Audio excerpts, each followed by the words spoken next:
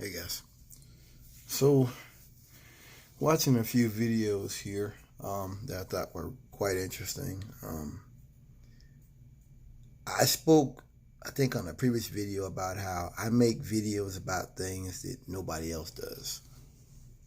And I was talking about 1984, and I was talking about Trump, and I was talking about the 2 seconds hate, or whatever you call it, and just the indoctrination of his supporters. And I have found a few videos about that.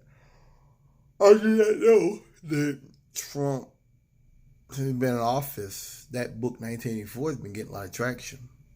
Quite interesting. Let me say this. I didn't say this last night. George Orwell was a real socialist. He was not a hedonist. He thought hedonism would destroy people. He thought that hedonism would bring about a fascist totalitarian society. And I like to say that we are a hedonist society, 100% hedonist. That thing hasn't beat in an hour. I haven't had any messages or nothing. Anyway, we are a hedonist society. George Orwell was a real socialist. I think he worked for MI6. He was military intelligence. Aldous Huxley. I think his brother had been the head of UNESCO or something UN related back in the day. And I think he wound up being the president of something. I just find it interesting that these guys wrote books about that were so concise and so detailed, and these weren't bums off the street by any means. By any means, these are not bums off the street. I find that intriguing. That's why I read them. A lot of these books gave an idea of what was coming. You got the Forever War, the Art Lake War. Talking about you'd have a world of just a lot of unemployment, guns everywhere, rampant homosexuality, overpopulation.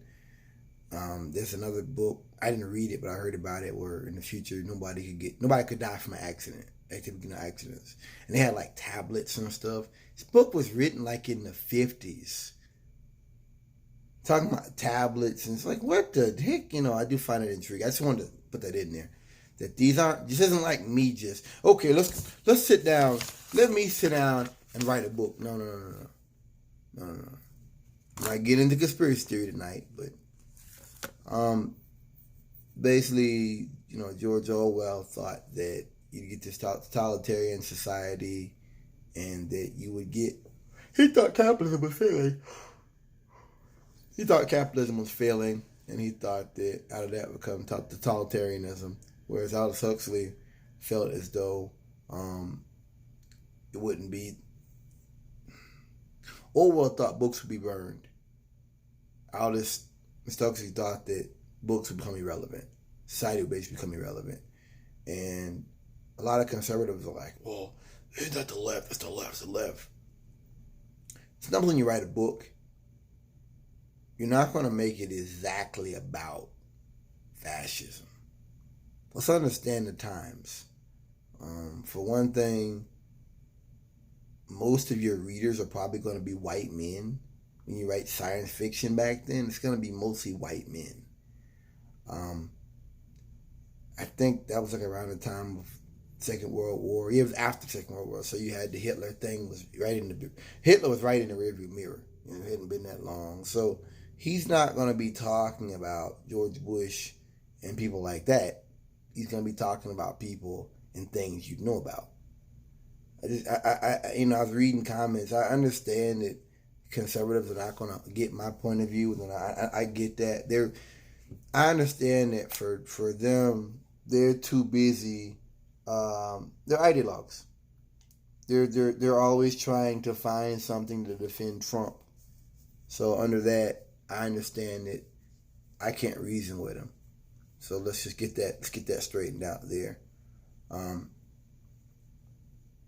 The more I look at Trump, the more I realize Obama was really a centrist. He wasn't a socialist. The more I look at it, the more I realize it. I mean, Obama waged more war, more drone attacks. I think Obama's job was really to make the new era. Bush brought about a lot of stuff, but Obama made it sexy. Obama made the era of droning and rendition. He made it sexy. That's what he did. He's a sexy man. No homo. He looked good in the suit. He spoke concisely. He was in touch. He was even funny sometimes. Shit. You see stuff on Instagram still talking about him rocking the hell out of his suit. He look good. It's no homo. Compared to Trump, God. See him out there on the golf course. That's like that in my mind. I was watching a video by a guy, it's not even political, and he was talking about Marianne or something. She made a comment, alternate facts. And what is that? That's basically, big words for a lie.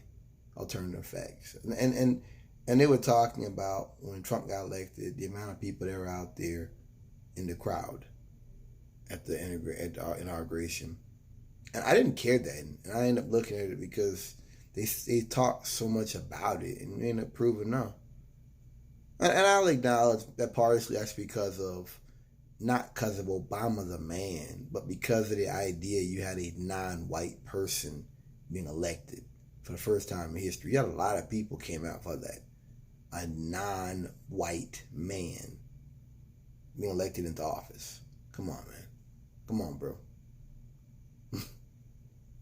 Like I said, man carried himself.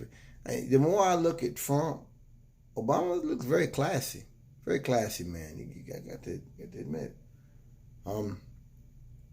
Moving on. I think that I want to put this right. I want to put this correctly. The danger with Trump, when we look back at it, is going to be wasted time. I was looking at something, and he's talking about Hillary and Obama and Comey and all these people.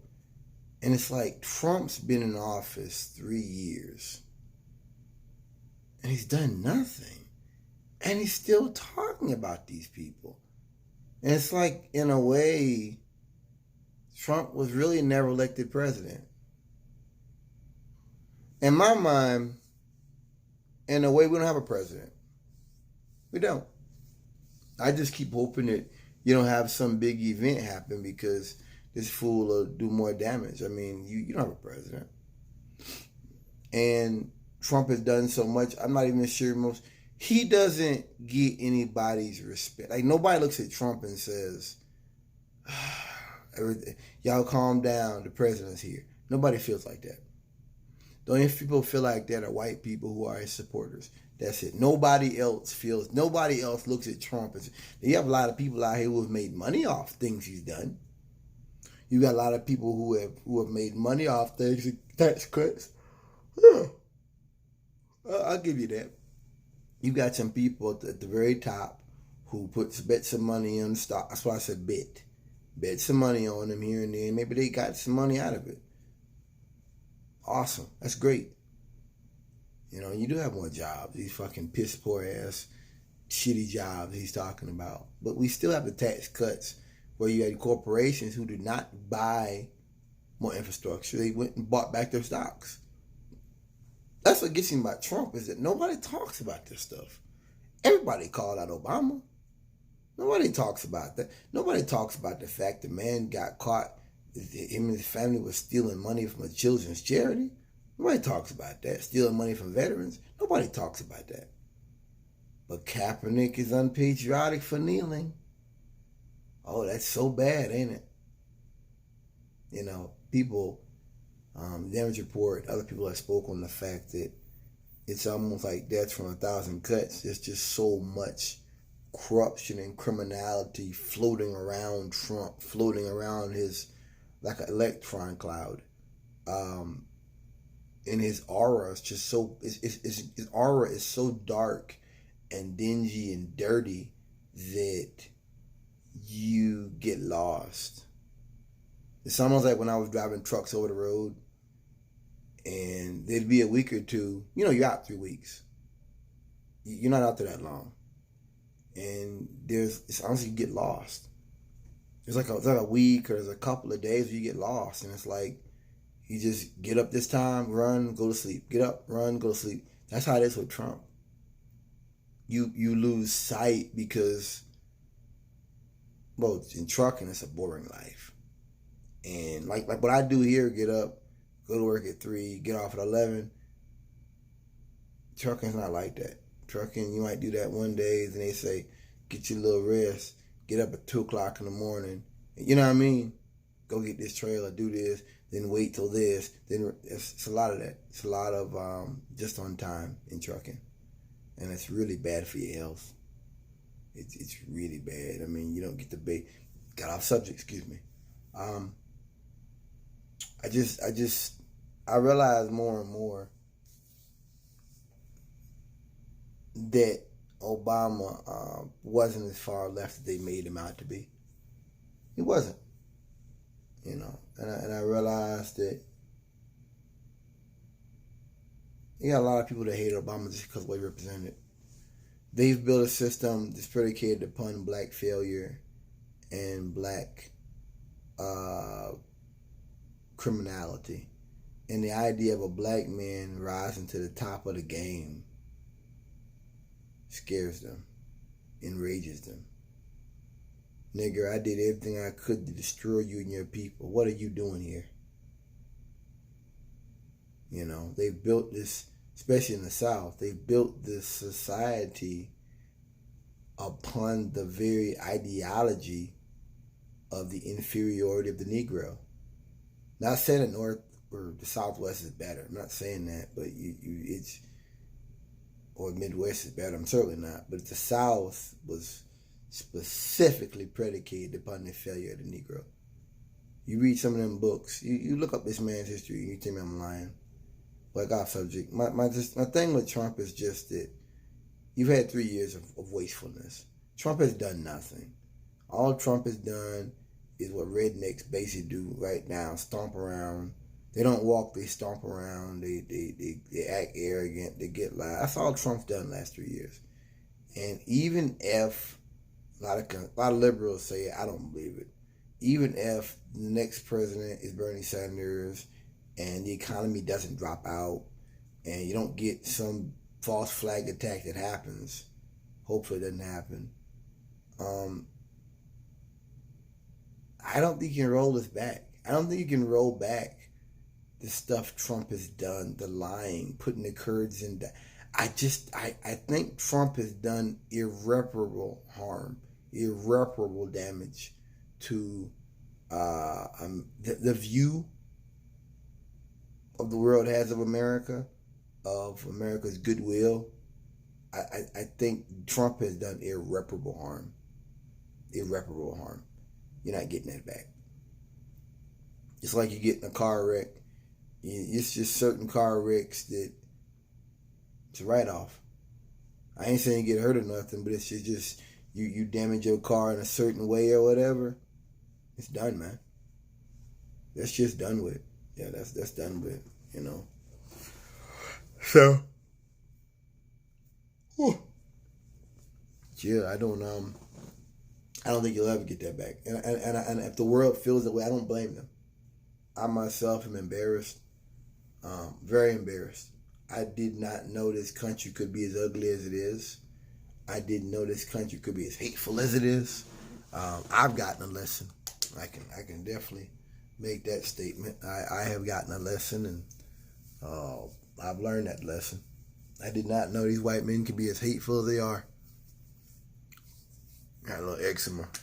Got a little eczema, y'all. I'm trying to do something about it. I think that's why I get that dandruff shit. I think it's eczema. I've been breaking out up here. It's been so dry. Real dry up here. You know, just over my chest, my sides, like wow, what the heck? Yeah, break out. Anyway, peace out.